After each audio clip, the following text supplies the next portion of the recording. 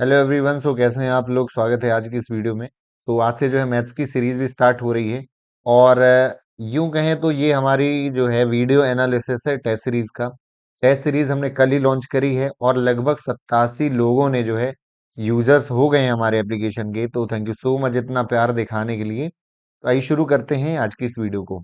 तो पहला सवाल है हमारा कि कक्षा 5 के विद्यार्थियों को समतल आकृतियों के क्षेत्रफलों की संकल्पना के द्वारा परिचित कैसे कराया जा सकता है। तो आपने यदि पढ़ाया होगा कक्षा 5वीं को, तो अब आपको अच्छे से पता होगा कि हम उनको क्षेत्रफल कैसे पढ़ाते हैं। तो पहले हथेली से, पेंसिल आदि की सहायता से किसी आकृति के क्षेत्रफल को नापना सिखाते हैं। हम कभी भी डायरेक्ट फॉर्मूला नहीं बताते हैं। हम अपना हैंड यूज करते हैं कि कितने हैंड स्पेन में जो है हमारा कवर हो रहा है। सेम हम बुक का यूज करते हैं। जैसे हमारा ब्लैक बोर्ड, ये हमारा ब्लैक बोर्ड है। ब्लैक बोर्ड में हम बुक रख के देखते हैं कि हाँ कितने बुक रख गई।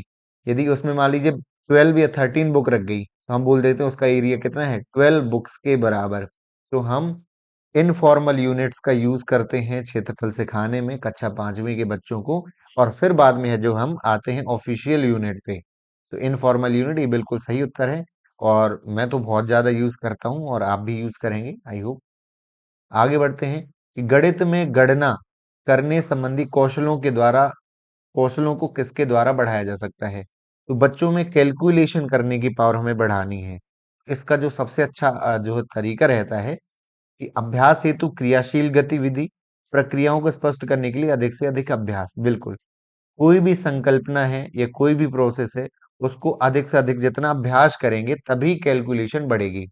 यहाँ पर देखिए एक चीज स्पष्ट है। यहाँ पर किसी चीज को सीखना है तब हमें एक्टिविटी की जरूरत पड़ेगी। कोई कॉन्सेप्ट सीखना है तो एक्टिविटी या उसका जो बेसिक है उसको जानने की जरूरत पड़ेगी, लेकिन उसमें हमें कैलकुलेशन पावर बढ़ानी है तब तो हमें बहुत अभ्यास करना पड़ेगा। तो ये रहा इस प्रश्न का उत्तर। आगे हम बढ़ते हैं अगले प्रश्न की ओर। तो अगला प्रश्न है कि लंबाई की विभिन्न इकाइयों को पढ़ाने के लिए शिक्षा सामग्री कक्षा में ले जाएगा। तो ये भी देखिए कक्षा 3 के विद्यार्थी हैं। तो हम लंबाई, जब हम मेजरमेंट पढ़ाते हैं तब हम यही करते हैं यूज, अपना बित्ता हैंड स्पेन को यूज करते हैं। अपनी ये क्यूबिट कहलाता है, तो इस हाथ का यूज करते हैं। पूरा फुल हैंड का यूज करते हैं। और इसके साथ साथ हम रस्सी का यूज करते हैं, पेंसिल का यूज करते हैं। तो हम लंबाई की जो है पढ़ा रहे हैं, तो क्या करेंगे, रूलर ले जाएंगे, नापने वाली फट्टी ले जाएंगे और वस्तुकार द्वारा प्रयोग में लाई जाती हैं, इन चीजों को हम ले जाएंगे। अब यहाँ पर आप भावनाओं में नहीं बह जाना है कि सेंटीमीटर ले जाएंगे, चार्ट ले जाएंगे, ये नहीं है। हम फॉर्मल यूनिट नहीं सिखाते हैं। पहले हम बच्चों को इनफॉर्मल तरीके से नापना सिखाते हैं। आगे हम बढ़ते हैं। कक्षा 3 के विद्यार्थियों को संख्या पद्धति पढ़ाने का उद्देश्य क्या है। हम जो है संख्या पद्धति है ना, संख्या कि आपका 1 2 3 4 काउंटिंग हो गई, साथ में संख्या रेखा भी। तो इसका उद्देश्य क्या रहता है कि योग और जो आपका जोड़ना घटाना हम सिखा सकें, या बड़ी संख्याओं को पढ़ने के लिए ये। तो इसका ज्यादा सही उत्तर है कि संख्याओं को सैकड़ा, दहाई और इकाई के रूप में वो देख पाए और स्थानीय मानों की सार्थकता को समझ पाए वो। इसका सही उत्तर ये है। आगे हम बढ़ते हैं। सबसे उपयुक्त व्यूह रचना। व्यूह रचना मतलब होता है एक स्ट्रेटजी। एक स्ट्रेटजी क्या है सबसे अच्छी, किसी जो है उपयोग योग की कुशलता को आत्मसात करने के लिए। इसका मतलब क्या होता है कि जब हम डेली लाइफ में किसी चीजों को जोड़ना सिखाते हैं हम, फॉर एग्जाम्पल कि बच्चों को हम सिखा रहे हैं कि वो जोड़ना डेली लाइफ में सीख जाएं, बाजार जाएं तो खुद भी वो जोड़ सकें, यानी आत्मसात कर लें। तो उसके लिए क्या हो सकती है स्ट्रेटजी, रोल प्ले हम करवाएं, बहुत सारे सवाल दें, आईसीटी या प्रतिरूप। इसका सही है रोल प्ले। रोल प्ले का ये मतलब हुआ कि क्लास में है जो है किसी प्रकार का मार्केट लगवा दें, ताकि बच्चे जो है वहां सब्जी खरीदें, बेचें, सामान दें। इससे क्या होता है, बच्चे इंटरेस्ट भी लेते हैं और सीख भी जाते हैं बहुत अच्छे तरीके से। आगे हम बढ़ते हैं।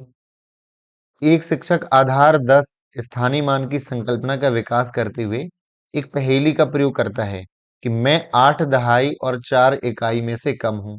8 दहाई दूसरा स्थान और 4 इकाई 84, यानी 84 से कम है कोई संख्या। इसका उद्देश्य क्या है कि पहेली के द्वारा जो है बच्चों को सवाल सिखाए जा रहे हैं। तो 10 और स्थानीय मान की संकल्पना, योग की संकल्पना, दहाई इकाई की संकल्पना से परिचित कराना, या मजा करना, या मजा करना। इसका यही उद्देश्य है कि दहाई और इकाई जो बता रहा है, स्थानीय मान तो बाद में आता है, पहले हम इकाई और दहाई की संकल्पना सिखाते हैं विद्यार्थियों को। दहाई और इकाई की संकल्पना से परिचित कराना, ये इसका उत्तर हुआ हमारा। अगले प्रश्न पढ़ते हैं। योग और व्यवकलन का मतलब होता है आपका प्लस और माइनस। प्लस और माइनस पर आधारित शब्दों में दिए गए सवालों को हल करने के लिए विद्यार्थियों की दक्षता का आकलन का शीर्षक है। तो यानी प्लस और माइनस हम बच्चों का चेक कर रहे हैं कि उनको बन रहा है नहीं। तो इस बोधन मतलब होता है ज्ञान, सवाल का ज्ञान होना। तो इसका सही उत्तर है सवाल का ज्ञान होना। वह संक्रिया को पहचान पाए, गणितीय रूप में निरूपण कर पाए और समस्या समाधान कर पाए। और प्रस्तुतिकरण, यहाँ पर योग और व्यवकलन का ये मतलब नहीं है कि आप 25 और 45 जोड़ के दिखाइए। यहाँ पर जब हम बच्चों को सिखाते हैं जोड़ना घटाना, तो हम बेसिक आपकी रियल लाइफ एग्जांपल से सिखाते हैं।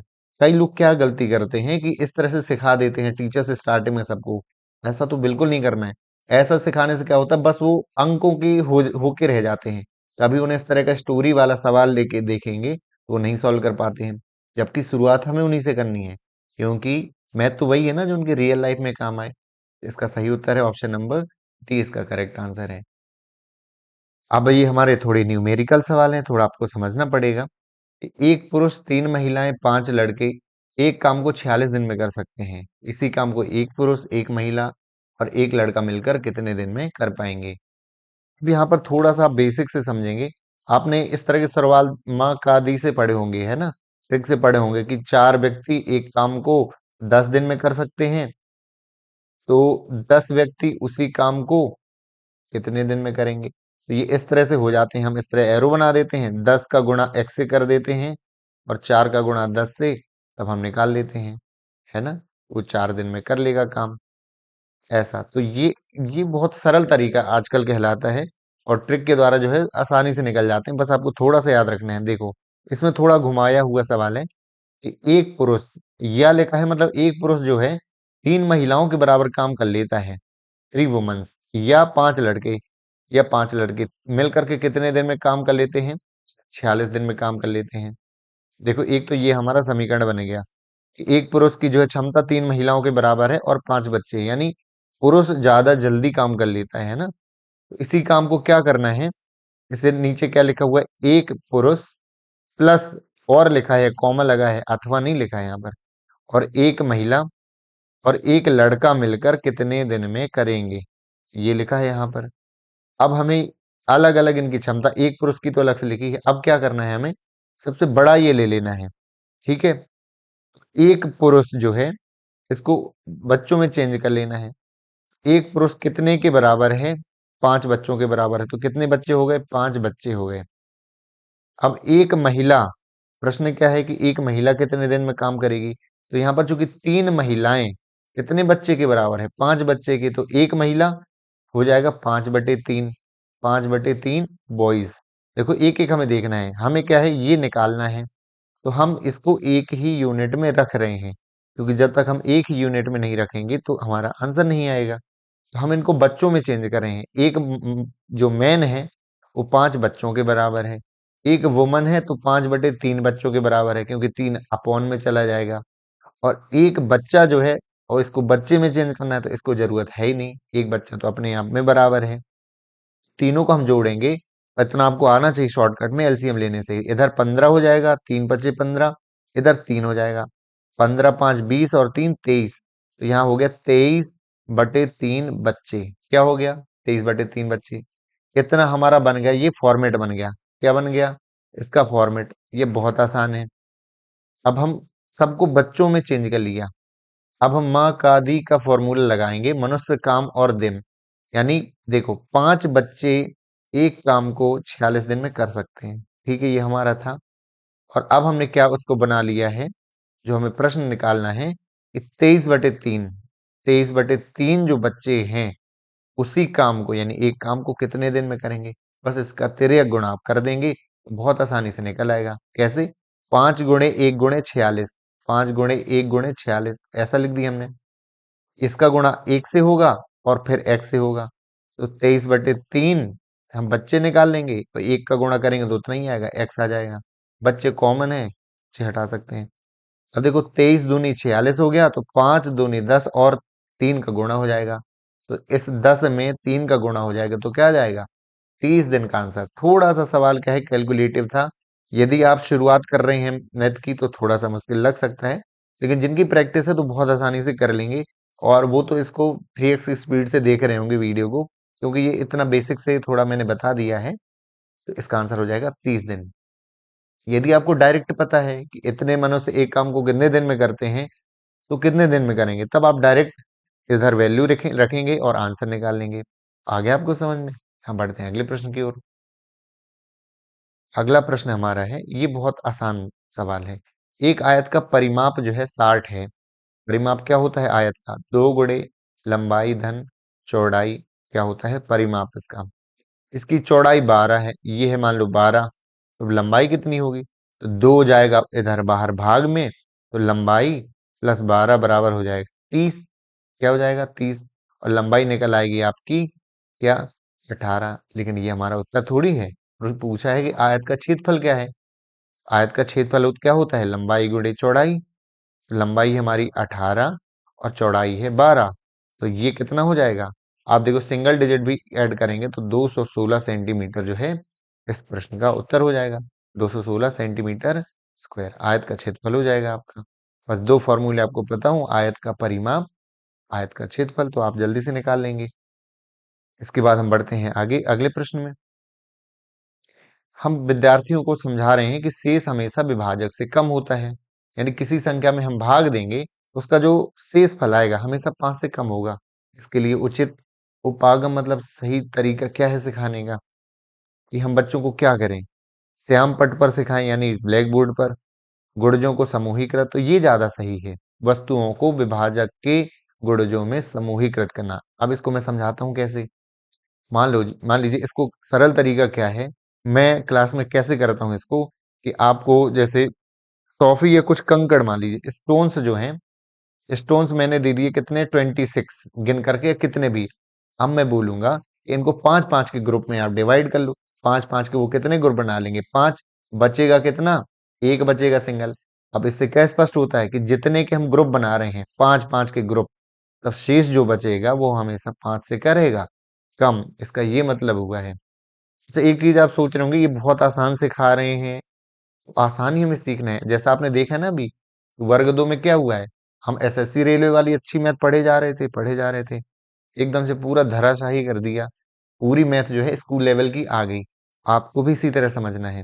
स्कूल लेवल में जो किताबों की पेडागॉगी है मैथ की, और मैथ के जो सवाल हैं उन्हीं को समझना है। थोड़ा सा जो लेवल रखेंगे, लेकिन साथ साथ में इसको भी हम जो है समझते जाएंगे। पेडागॉगी हमारा पीछा नहीं छोड़ेगी।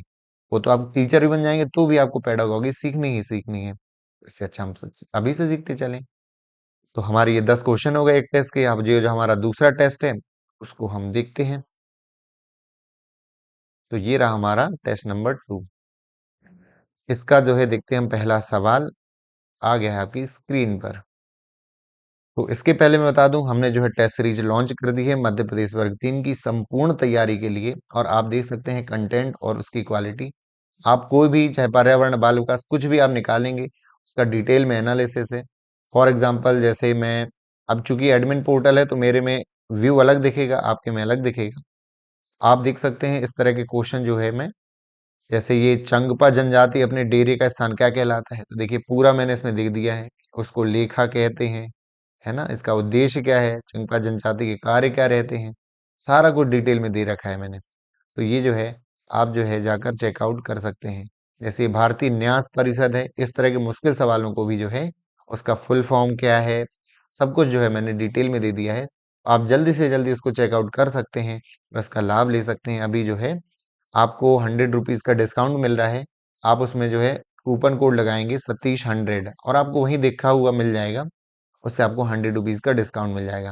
लेकिन कई लोग कहते हैं जैसे 399 हुआ तो 399 का नहीं पड़ता है आपको, थोड़ा सा 20-25 रुपए ज्यादा लगते हैं। वो अपना ऐप का चार्ज हो जाता है, सर्वर का चार्ज रहता है जो हमें ऐप को पे करना पड़ता है। तो ऐप वाले अपने आप पेमेंट का चार्ज काट लेते हैं 7% उसका। वो तो चाहे आप कितने के भी सीरीज लेंगे तो उतना 7% उसका कटता ही कटता है। तो लगभग 399 का जो है हमारी ये सीरीज है। ₹100 डिस्काउंट के बाद। तो आई होप जो है आप, अब आप जब देखेंगे इसको, तब आपको बहुत अच्छे से समझ में आएगा कि ये जो मेहनत की गई है, ये जो है वैल्यूएबल है। आप देखेंगे पहला उपग्रह कब लॉन्च किया गया था। नीचे आप देखिए, पहला उपग्रह प्रक्षेपण वर्ष, किसने प्रक्षेपित किया, उसका उपग्रह क्या है, उसका परिचय, उसके उद्देश्य क्या थे। देखिए उसका वजन अजन सब कुछ लिख रखा है कि आपको जो है एक बार डिटेल देखेंगे, आप जो है उसका संपूर्ण जानकारी जो है प्राप्त कर लेंगे। तो ये था हमारा कुछ टेस्ट सीरीज के बारे में। हम देखते हैं अगले प्रश्न की ओर। एक आयत जो है समान 5 आकार के वर्गों से मिलके बना है। एक आयत कैसे बनेगा, इस तरह से 5 वर्ग मान लीजिए बने हैं आपके, 1 2 3 4 5, ये 5 आयत जो है हमारे 5 वर्गों से मिलके एक आयत बना है। इसका क्षेत्रफल क्या है, 180 सेंटीमीटर स्क्वायर। 5 वर्गों का क्षेत्रफल है 180। तो निकालना क्या है, आकृति का परिमाप। तो ये बड़ी आकृति है, इसका परिमाप। इसकी पहले एक भुजा तो हमें पता चले, है ना। क्या पता चलना चाहिए, एक भुजा, क्योंकि बाकी ये अंदर वर्ग हैं तो सब भुजाएं बराबर होंगी। तो 5 का है 180, तो एक वर्ग का क्षेत्रफल क्या हो जाएगा, क्या हो जाएगा, 36 हो जाएगा। और इसकी भुजा कितनी हो जाएगी, 6। तो देखो भुजा क्या निकल आई, 6। अब 6 हर जगह आप लिख दो। ये इधर ऊपर 4 जगह लिख गया, नीचे ये कितनी जगह लिख दिया मैंने, 1 2 3 5 जगह। और ये हो गया 12, हमारी छोटी छोटी सी भुजाएं हो गई। सबको हम जोड़ देंगे तो क्या निकल आएगा परिमाप। तो 12 × 6 कितना, 72 सेंटीमीटर। अब चूंकि मुझे बताने में टाइम लग गया, यदि आपने जो है स्पीड में आप करेंगे तो बहुत जल्दी आंसर आ जाएगा। इसका 72 सेंटीमीटर जो है इसका परिमाप हो जाएगा। योग पढ़ाते समय जो टीचर है भिन्न, उन्हें देखा है कि बहुत आम बात है कि बच्चे 2/3 जो है और 2/5 को 4/10 लिख देते हैं। भाई गलती कर देते हैं ना, एलसीएम वगैरह का कॉन्सेप्ट है नहीं है। तो क्या करना चाहिए उपचारात्मक शिक्षण के लिए, तो मेहनत करने की सलाह देना चाहिए। तो इतना हमें नहीं होना है, हालांकि दे सकते हैं लेकिन नहीं देना है, क्योंकि ये पेडागोगिकल आंसर नहीं है इसका।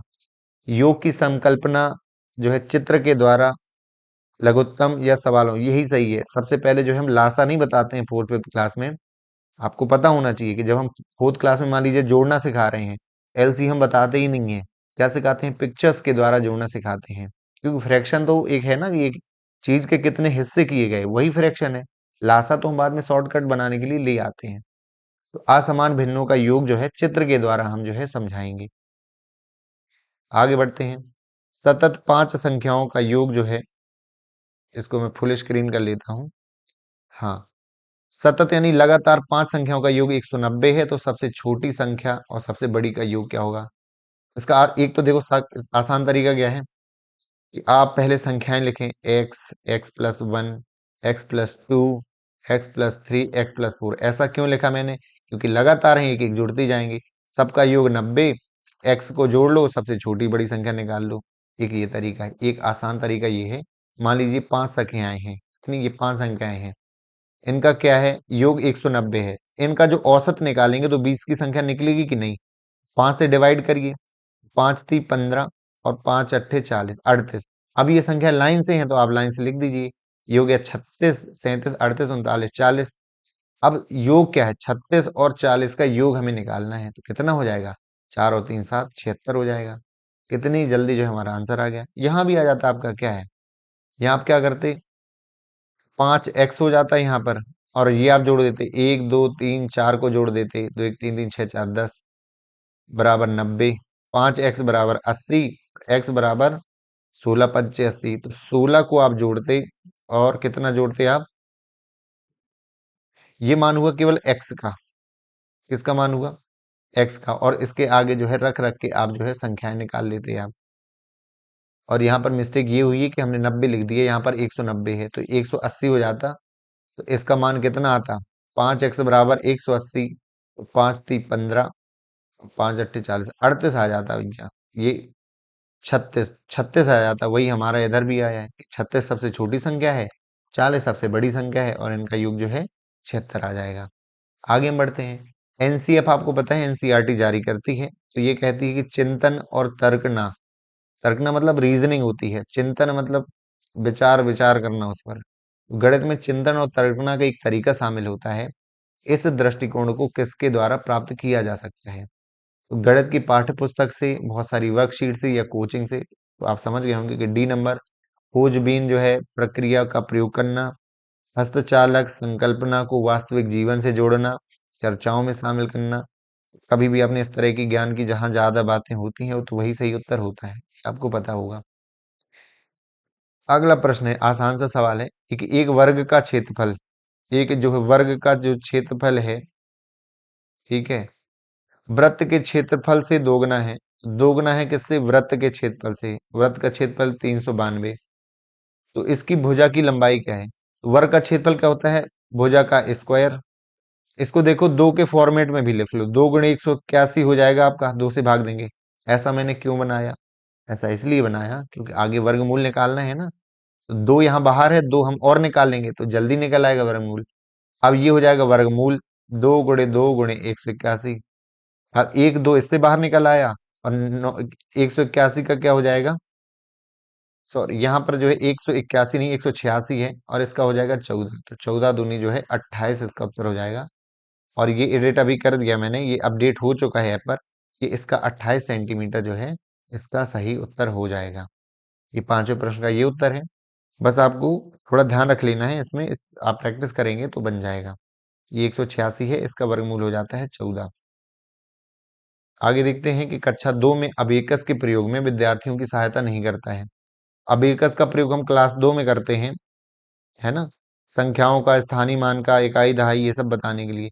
बिना त्रुटि की संख्याएं हम पढ़ लेते हैं, बिल्कुल पढ़ लेते हैं। संख्याओं का समान संख्यांक लिखने के लिए शब्दों में दी गई संख्याओं, मतलब शब्द में लिखा है कि 41, हिंदी में क्या लिखा है? 41। तो हम इसमें भी निकाल सकते हैं 41, इसके द्वारा शब्दों को संख्या के रूप में विभक्त करने के लिए स्थानीय मान बता सकते हैं। लेकिन गणना में परिशुद्धता हम ला नहीं सकते हैं। एक अंक के मान लीजिए कोई डिजिट के बाद एक अंक का नंबर चाहिए तो नहीं मिलेगा हमें। मानवीय गलती भी हो सकती है, मान लीजिए हमने बहुत छोटे छोटे उसमें डिजिट हैं, पढ़ने में अंतर आ गया तो यहाँ प्रशुद्धता में आ गई। वहीं इसकी जगह जो कैलकुलेटर है उसमें गलती के चांस, जो इनपुट आपने दिए, अब उसमें आप ध्यान देने की जरूरत नहीं है, उसमें आपको डिजिटल रूप से आंसर लिखा हुआ मिल जाएगा। गणना में जो परिशुद्धता जो है इसमें सहायता नहीं करता, आपको खुद ध्यान से पढ़ना होगा, ध्यान देना होगा उसमें, तभी उसका वैल्यू आप निकाल पाएंगे। आगे देखते हैं, किसी विभाजन में शेष उससे अधिक होगा जब आप 176 को 3 से विभाजित करते हैं। तो विभाजित करके देख लेते हैं। इस तरह के सवाल बहुत आते हैं कि विभाजन के, क्योंकि यही चीजें हैं आपकी प्राइमरी में। 176 से भाग देंगे, 3 से भाग देंगे 176 को, तो 3 पचे 15 हो गया क्या यहाँ पर 26, 3 और 8 24। कितना आ गया शेष? शेष आया 2। अब बताना है कि इनमें से दो, इधर ये भाग का चिन्ह है, दो शेष किस में नहीं आएगा? देखो पहली बात, इसमें जीरो शेष आएगा क्योंकि सम संख्या है। इसमें जो है लास्ट के टू डिजिट से डिवाइड करके देखेंगे, क्योंकि लास्ट के दो अंक डिवाइड हो जाते हैं 4 से, वो पूरी तरह से विभाजित कहलाता है। तो 4 चौथे 4 और 8 32, यानी दो शेष इसमें भी बच जाएगा। हमें क्या देखना है कि ज्यादा शेष बचे, अधिक होना चाहिए। 3 से देखो 176 को 3 से विभाजित किया तो 2 शेष आया, इसमें तो एक ही शेष आएगा। एक शेष क्यों आएगा? क्योंकि ये तो और कम हो गया, यहाँ था 176, यहाँ हो गया 175, बचा हुआ ये उत्तर सही है। तो 170 में भाग देंगे तो जीरो शेष, तो अंतर कितना आएगा? टोटल 3 शेष आएगा, ये 3 बच जाएगा ना 173 का, 3 शेष, इसलिए डी नंबर का जो है आंसर इसका बिल्कुल सही उत्तर है। आगे देखते हैं, 500 सेंटीमीटर, 50 मीटर और 5 किलोमीटर। मीटर में आंसर है तो मीटर में चेंज कर लीजिए। सेंटीमीटर को मीटर में चेंज करने के लिए 100 होते हैं सेंटीमीटर, 100 से भाग देंगे तो हो जाएगा 5 मीटर। 5 मीटर, 50 मीटर पहले ही लिखा है इसमें तो हमने क्या लिख दिया? 50 मीटर। 5 किलोमीटर में क्या होता है? 5000 मीटर होते हैं। तो 5505, ये आंसर कहाँ पर है? ऑप्शन नंबर 1 में। आपको यूनिट वगैरह भी बहुत अच्छे से याद होनी चाहिए, कई बार क्या पॉइंट में डिफरेंस आ जाता है, इधर का उधर आपने देखा और आंसर आपका हो गया गलत।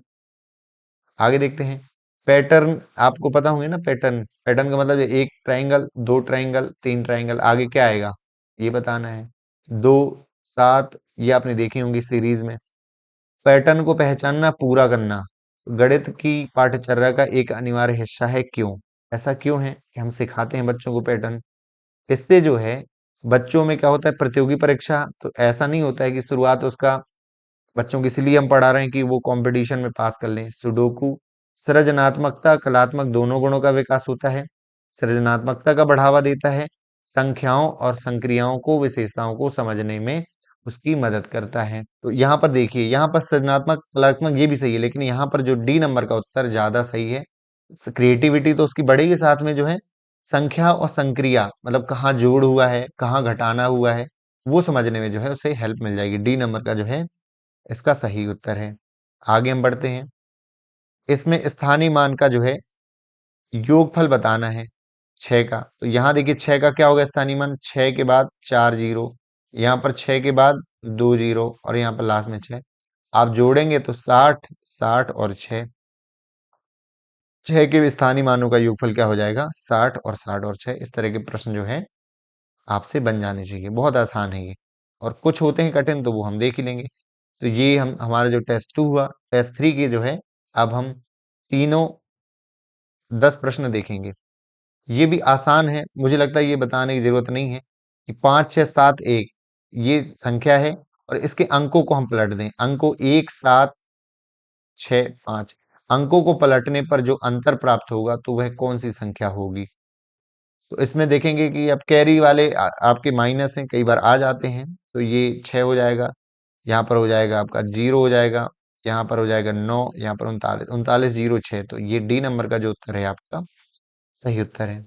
आगे अब ये पैटर्न का प्रश्न है। आप ये 5वीं 6वीं की किताब में भी ये प्रश्न दिया हुआ है, क्योंकि मैं पढ़ाता हूँ तो मुझे याद आ गया। एक और एक जो है, एक मिला, यहाँ 4 है तो एक कम हो गया, 3 अंक का हो गया। यहाँ 6 है तो 5 अंक का हो गया। सोचिए यहाँ 10 है तो 9 अंक का होना चाहिए। 1 2 3 4 5, 4 3 2 1, यही सही उत्तर है। 9 अंक का भी है। बाकी देखो 1 2 3 4 5, यहाँ 3 नहीं है, देखो 3 मिसिंग है ना। एक पैटर्न का हमें फॉलो करना है, प्रश्न के द्वारा हमें पैटर्न समझना है और उत्तर क्या होगा वो हमें बताना है। आगे देखते हैं, इनमें से कौन सा सही है। 100 का परिवर्ती, 1000 का परिवर्ती हो गया 1001 और इसका पूर्ववर्ती हो गया वापस से 1000। ये कथन बिल्कुल सही है। 1000 के पूर्ववर्ती का परवर्ती भी वही होगा सेम, लेकिन यहाँ गलत लिखा है। प्रश्न कौन सा सही है, तो ऑप्शन नंबर 1 आपका सही उत्तर है। 1000 के पूर्ववर्ती हो जाएगा 999 और इसका परिवर्ती हो जाएगा 1000, तो ये लिखा 1002। तो ये उत्तर गलत हो गया ना। ऑप्शन नंबर 1 जो है करेक्ट आंसर है।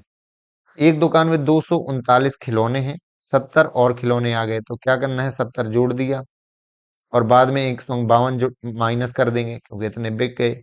इसका सही उत्तर क्या है।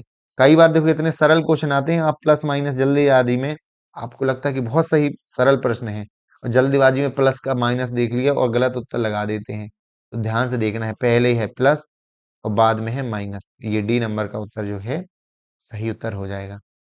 एक पेंसिल का मूल्य है 2.5 रुपए। 2.5 रुपए की भाई एक पेंसिल हमारी आ रही है, ये पेंसिल हो गई। 1.5 दर्जन पेंसिल खरीदता है। 1.5 दर्जन का मतलब एक दर्जन हो गए 12 और आधा दर्जन मतलब 6, मिलके 18 पेंसिल खरीदता है। 18 पेंसिल की वैल्यू कितनी हो जाएगी, गुणा करें आप। एक तो 18 दूनी 36 और एक बार 18 का आधा 9, 45 हो गया। 45 रुपए की भाई ने पेंसिल खरीदी, 100 का नोट दिया, करारा एकदम। 100 का नोट दिया, 45 रुपए दिए, तो बचा कितना, आपके बचे 55 रुपए। आसान सवाल है, बन जाना चाहिए। बस यहाँ इन्होंने इसलिए दिया होगा प्रश्न कि 2.5 और यहाँ पर 18 से मल्टीप्लाई है, कि टीचर हम पढ़ाने जा रहे हैं बच्चों को, तो टीचर से दशमलव वाले गुणा बन रहे हैं कि नहीं बन रहे हैं, ये चेक करना होगा इसका उद्देश्य। आगे देखते हैं। ये आया भाई 1 नंबर क्वेश्चन, ये आपका थोड़ा सा अच्छा सवाल है। इसके गुणनफल में दहाई का अंक और इकाई के अंक का योगफल क्या है। तो एक तरीका ये कि पूरा गुणा कर लें। आसान तरीका इसका क्या है, हमें क्या चाहिए, इकाई का अंक। इकाई का अंक तो वैसे भी हम निकाल लेते हैं एक अंक तक गुणा करके। पहले क्या करना है, दहाई भी चाहिए ना। पहले को हम लिखते हैं 2 बार गुणा करके, 3 नाम 27, 2 आई हमारी कैरी, 3 पचे 15 और 2 17। इसको नहीं लिखते हैं क्योंकि आगे हो जाएगा। हमने सिर्फ 2 अंक तक लिखा, अगले हम क्रॉस लगाते हैं। अब 7 का गुणा करते हैं, 7 नाम 63। अब आगे लिखना ही नहीं है क्योंकि हमें 2 डिजिट चाहिए। अब हम क्या करते हैं, जोड़ते हैं 7, 7 3 हो गया 10। दहाई के अंक, अब देखिए यहाँ पर दहाई का अंक केवल 0 है 10 का और इकाई का अंक 7। 0 है दहाई का अंक और इकाई का अंक क्या है 7, इसको जोड़ेंगे तो क्या आ जाएगा, 7 आ जाएगा। 7 हमारा क्या हो जाएगा, उत्तर हो जाएगा। इस तरह से हम आसान तरीके से इस सवाल को कर सकते हैं। अगला सवाल है 2:58 पीएम से 4 घंटे 59 मिनट पहले क्या समय होगा। ऐसे प्रश्न पूछे गए हैं संविदा में, अभी भी पूछे जाएंगे। पीएम को पहले पूछा है तो हम क्या करते हैं, 12 जोड़ देते हैं, क्योंकि 12 के बाद समय 12 जुड़ जाता है ना दोपहर में, तो 12 हो गया 14:58। इसमें 4 माइनस कर देंगे तो इतना। अब 58 59 माइनस नहीं होता तो 1 घंटा पूरा कैरी लेते हैं, है ना। 1 घंटा इसमें 58 माइनस हो गए, एक और हो गया, तो 59 मिनट बचे यहाँ पर इन सब में। और यहाँ बचा 13 में 4 गई, कितना हो गया, 9 4 13, तो 9:59 AM। ये पीएम था, 4 घंटे कम हो गए तो एएम हो गया। ये इसका जो है सही उत्तर हो जाएगा। ये सवाल देखिए इंपॉर्टेंट है, इस तरह के बहुत आए सवाल, केवी में भी पूछा गया था, ये 2019 में जब मैंने पेपर दिया था तो पूछा गया था। 19,000, तो 19,000 लिख देने हैं। गलती लोग कहाँ करते हैं, 19 सैकड़े में, 19 सैकड़े में 19 डबल जीरो, यहाँ पर सैकड़े वाले स्थान में नहीं लिखेंगे, क्योंकि 19 सैकड़ा है, 19 के बाद सैकड़ा डबल जीरो, उसके बाद 19 इकाइयां। आप जोड़ेंगे तो ये आएगा 9 1 10 और 2 20 919। ये इसका उत्तर सही है। कई लोग क्या है इसका उत्तर 19 19 और 19 लिखाते हैं, तो गलत हो जाता है। ऐसा क्यों गलत हो गया, इकाई दहाई सैकड़ा हजार 10,000 लाख तक देखो ये पहुंच गया, यहाँ तो हजार तक है संख्या, इसलिए गलत हो जाएगा। आगे देखते हैं, ये डिवीजन भी कई बार बहुत कंफ्यूजिंग रहते हैं। डिवीजन जो है अपन को सीख लेना है, क्योंकि हम जीरो में गलतियां कर देते हैं। तो ये 5 6 7 5 6 7 बेसिक से करेंगे कोई गलती नहीं होगी। पहली बार में हम पूरा लिख सकते हैं, तो 561 वन जा 567। अब यहाँ गलती क्या करते हैं लोग, एक बार में उतार लेते हैं, एक बार में एक अंक उतरता है, एक बार अंक उतरा भाग नहीं गया जीरो, ये हम लगाएंगे। फिर एक उतारा भाग नहीं गया जीरो, अब एक अंक उतारा, अब तो भाग जा रहा है ना, अब हम भाग चला गया पूरा। सेम आगे प्रोसेस को क्या करते हैं, दोहराते हैं। ये जो 5 उतारेंगे भाग नहीं जाएगा तो हम जीरो लगाएंगे, 6 उतारा फिर भाग नहीं गया तो फिर जीरो, अब 7 उतारते हैं तो ये एक बार भाग जो है चला जाएगा। 100 100 और 1, ये इसका आंसर जो है डी नंबर का बिल्कुल सही हो जाएगा। इस तरह के डिवीजन जो है, चलो एक सवाल आपको मैं दे रहा हूं, 77 का जो है आप 77 जीरो 77 और 77, ये आप करके बताना, डिवीजन जो है कमेंट बॉक्स में लिखना। ये सिर्फ प्रैक्टिस के लिए है, इसको नहीं माने कि बच्चों वाला सवाल दे दिया, पढ़ा भी तो हम बच्चों बच्चों को ही तो पढ़ाना है हमें। तो ये आप कमेंट में बता देना भैया। आगे बढ़ते हैं, 1/2 में कितने 1/8 हैं। अब इसके दो तरीके हैं, ये बच्चों को भी हम सिखाते हैं, खुद को भी, तो दोनों तरीके सीख लो, क्योंकि अभी कोई पेडागोगी का क्वेश्चन आ गया इस तरह का कि बच्चों को हम किस तरह सिखाएंगे, तो समझना चाहिए। कितने, हम मान लीजिए 100 में कितने 20 हैं, तो क्या करते हैं, डिवाइड करते हैं, 5 20 शामिल है 100 में। इसी तरह ये करेंगे, 1/2 को डिवाइड करेंगे 1/8 से। लेकिन आपको पता है डिवाइड, आपको पता होगा कि डिवाइड को मल्टीप्लाई में चेंज करते हैं तो उल्टा हो जाता है। तो कितना आ जाएगा, 4 4 शामिल हैं, एक ये तरीका है। दूसरा तरीका ये है कि 1/2, पहले हम एक पिक्चर बनाते हैं, एक ये है, ये क्या हमारा एक वस्तु है, इसके 1/2 पार्ट हो गए। अब उसी एक ही वस्तु को कितने 1/8 करने हैं, 1/8 हिस्से, यानी एक वस्तु के 8 हिस्से, तो 4 हमने इधर कर दिए, और अलग कलर से करेंगे तो थोड़ा सा हमें अच्छा लगेगा, और हमने ये जो है 4 हिस्से इधर कर दिए। अब आप बताइए कि 1/2 हिस्सा ये है, तो 1/2 हिस्से में ये क्या है, 1/8, तो कितने 1/8 शामिल हैं इस हिस्से में, 1 2 3 4। देखिए 1/2 हिस्से के बराबर क्या है, 4 हिस्से शामिल हैं कि नहीं है। ये तरीका होता है पढ़ाने का प्राइमरी बच्चों को, हम ये तरीका नहीं सिखाते हैं। बहुत सारे टीचर क्या है, कंपटीशन की मैथ पढ़ के ये तरीका सिखाने लग जाते हैं। इसीलिए तो हमारे टीचिंग एग्जाम का पैटर्न बदल रहा है कि भाई टीचिंग पेडागॉजी सीखो, ऐसा सिखाओ बच्चों को। इसका उत्तर क्या हो जाएगा, 4 हो जाएगा, 1/2 में 4 शामिल है 1/8। आई होप जो है वीडियो आपको पसंद आई होगी, मजा आया होगा। और फिर से यदि आपने टेस्ट सीरीज नहीं ज्वाइन करी है तो आप जरूर जाकर ज्वाइन करें, आपको जो है बिल्कुल इसका फायदा मिलेगा। और अभी जब नया सिलेबस आएगा किसी भी दिन, देखिए आयोग हमारा इतना अनसर्टेन है, हम सोच रहे थे किस दिन रिजल्ट आएगा, रिजल्ट भी उन्होंने दे दिया था अभी वर्ग 3 का। अब किसी भी दिन हम सोचते ही रह जाएंगे कि नहीं आ रहा, किसी दिन रात को दे देगा, इतना अनसर्टेन है। तो हमें तैयारी शुरू कर देनी है। और ये जो मॉक टेस्ट हैं, आप ये मत सोचें कि नया सिलेबस आएगा तो हम उसमें आज चेंज नहीं करेंगे। हम उसी का वेट करें। हम अभी पीवाईक्यू क्यों डाल रहे हैं? क्योंकि अभी तक तो हमारे पास क्या है, पीवाईक्यू कंटेंट है। आप उसकी प्रैक्टिस करें, डिटेल में उनके जानें, और उसके साथ साथ वीडियो एनालिसिस करें। जिस दिन आपका रिजल्ट ये आ जाएगा सिलेबस, उस दिन से आपको टॉपिक वाइज, एक एक टॉपिक वाइज आपको टेस्ट देखने को मिल जाएंगे, डिटेल एनालिसिस के साथ।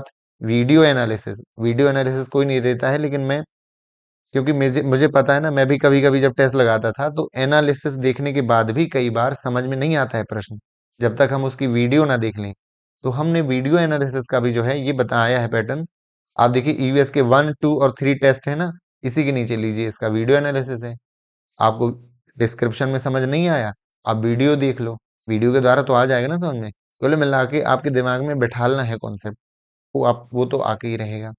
तो जरूर आप ज्वाइन करें और फायदा होगा। बाकी नहीं खरीद पा रहे हैं तो नहीं खरीदिए, अपना जो है यूट्यूब हम पढ़ा ही रहे हैं, पढ़ेंगे और क्या। ऐसा नहीं कि भाई आप नहीं खरीदेंगे और नहीं निकलेगा पेपर, ऐसे में कोई गलत अनाउंसमेंट नहीं करूंगा। भाई पेपर, ऐसे रीजन नहीं लोगे तो पेपर नहीं निकलेगा। खूब अच्छे से निकल जाएगा, धूमधाम से। बट इसका बेनिफिट जरूर मिलेगा, क्योंकि मेहनत इसमें हुई है। जो मेहनत आपको करनी है वो हम करके दे रहे हैं। जरूर कुछ ना कुछ फायदा मिलेगा। So thank you so much for watching this video. मिलते हैं अगली वीडियो में। Thank you so much.